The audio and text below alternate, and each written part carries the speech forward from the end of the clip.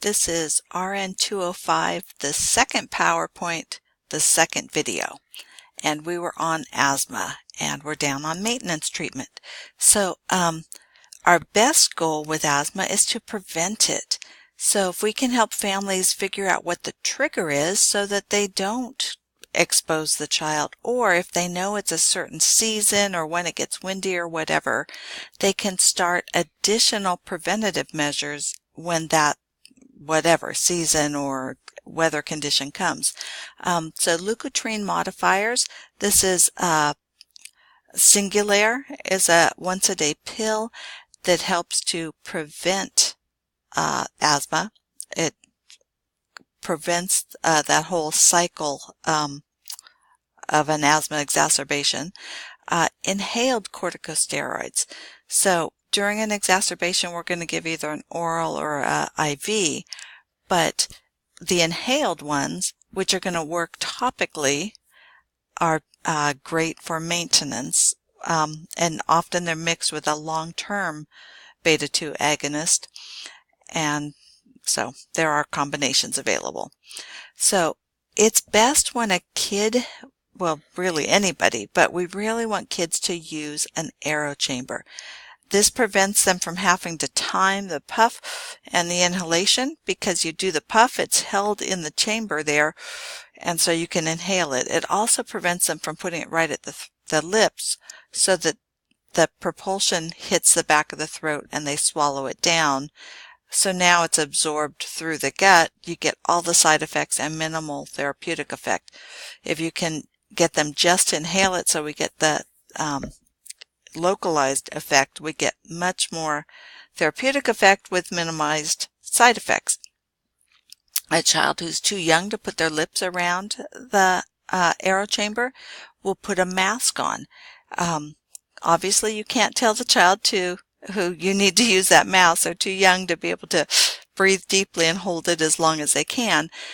So usually we'll put the mask on for a number of breaths, and up to 6 breaths, to be sure that they've gotten all of the medication in the Aerochamber. And actually, crying is not a bad thing. Crying means they are breathing deeply, so they're getting it deep into the lungs. Peak flow meters. We really want people doing this. I've heard families say this is often the first sign that their child's starting to have some trouble.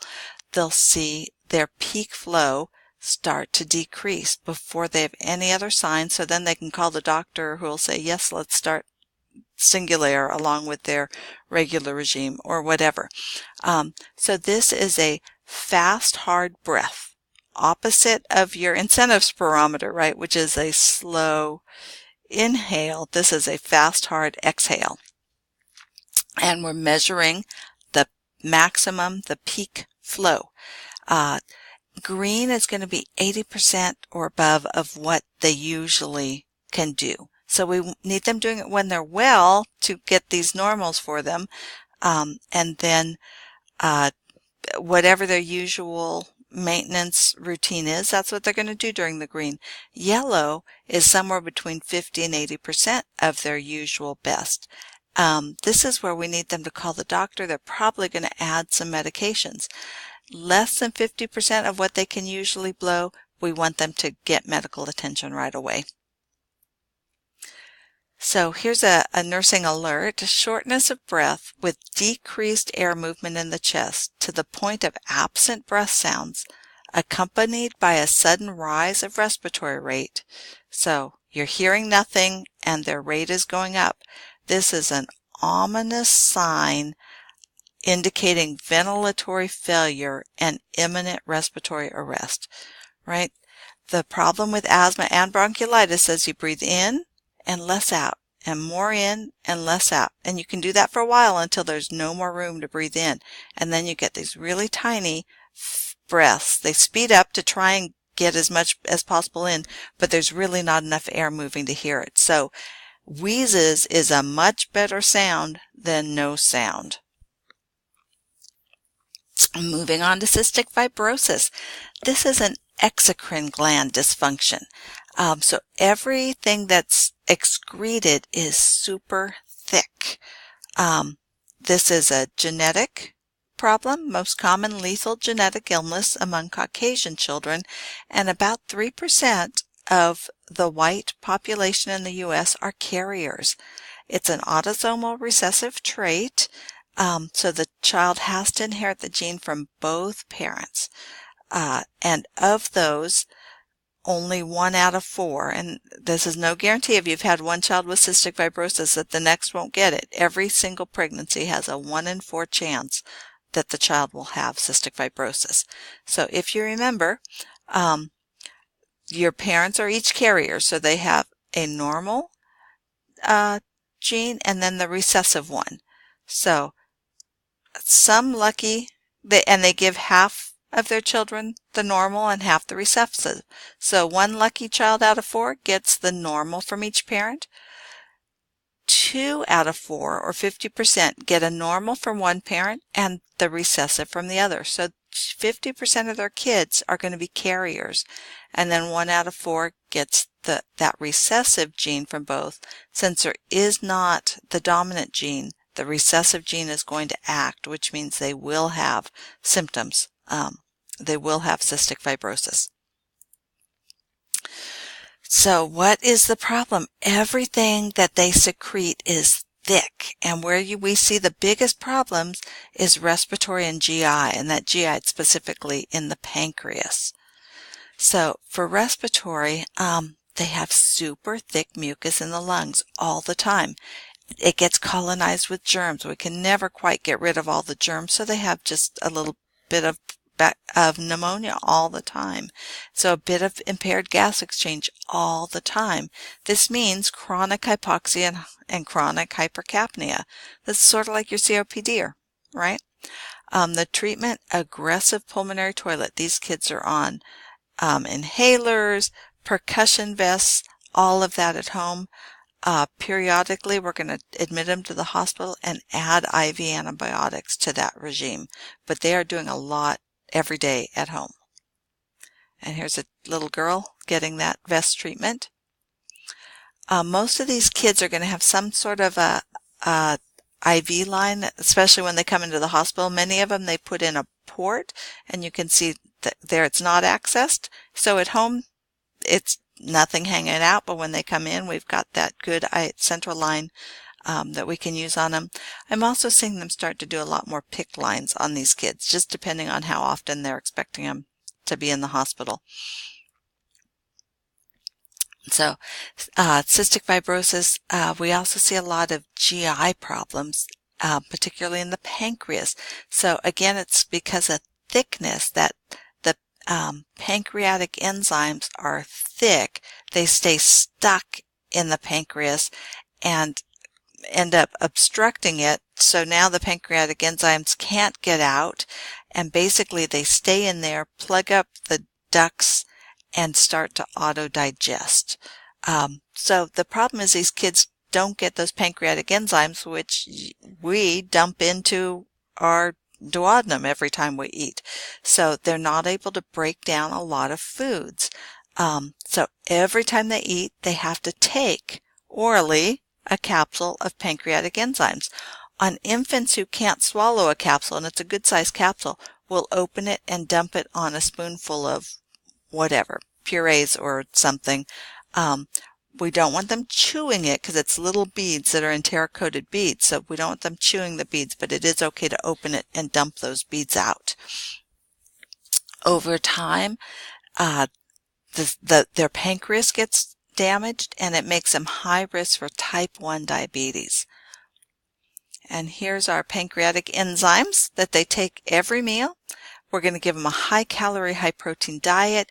Many of them, they just absorb so little of what they eat that we're maximizing the amount of calories that go through them because we know they won't absorb many of the calories. So many get G-tube feeds at night, and this is the type of G-tube we like. It's a Mickey button. So when it's not in use, it's got like a little cover that looks like a beach ball, and when it is in use, you open that and hook up a tubing. Watch for bulky, fatty stools, right? That's steatorrhea because they're not breaking down or absorbing fats. They're hypoxic. Over time, that causes nail clubbing. Here's a great picture of nail clubbing. It takes a good 6 months of being chronically hypoxic to develop nail clubbing. Moving on to pneumonia. My description of pneumonia is that your lungs are like the Disneyland balloon, with Mickey's head inside and the other balloon outside, right? Pneumonia is inside Mickey's head. And if you put a big old plug right here and then try and blow it up, this ear is not going to blow up, right? You get atelectasis here. Pleural effusion, on the other hand, is outside of Mickey's head, but inside the other balloon. It's here. So if you put a whole big pocket of whatever, air, purulent fluid, blood, something there, you can push down on Mickey's ear, cause atelectasis. So either one can cause atelectasis, but the treatment's very different. For pleural effusion, well, I'm saying effusion, but pneumothorax, we're going to describe it by what's in there. Hemothorax, empyema, it's more thicker, more purulent. So this is where we put a chest tube. We pop it in here inside the outer balloon, but outside of the lungs, right? So inside the pleural sac, outside the lungs, to drain out whatever's in here. Pneumonia is inside here. There's nothing we can do but give you antibiotics to kill the germs until you turn, cough, and deep breathe. You've got to cough that stuff out yourself. Either one, you might need some oxygen because you're not using part of the lung.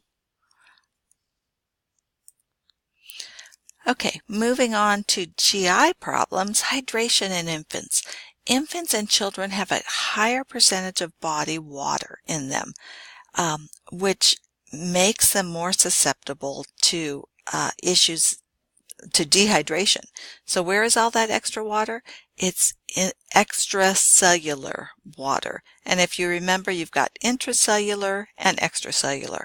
And then the extracellular is divided up into intravascular and just extracellular. Right? It can be in the tissues, interstitial. That's actually the description for in the tissues, where intravascular, it's in the bloodstream but outside of the blood cells. So because of this extra water, fluid shifts happen much more easily in infants and children. And infants, it's especially a problem because they don't concentrate and dilute their urine very well, right? If you go all day without drinking and you urinate, it's pretty dark. Infants they don't do that. In fact, they're almost 2 before their kidneys are mature enough to really concentrate and dilute the urine. Infants, right, this extra water, that's why they have a totally liquid diet. They only need breast milk or formula because they have more water, so their whole nutrition is liquid.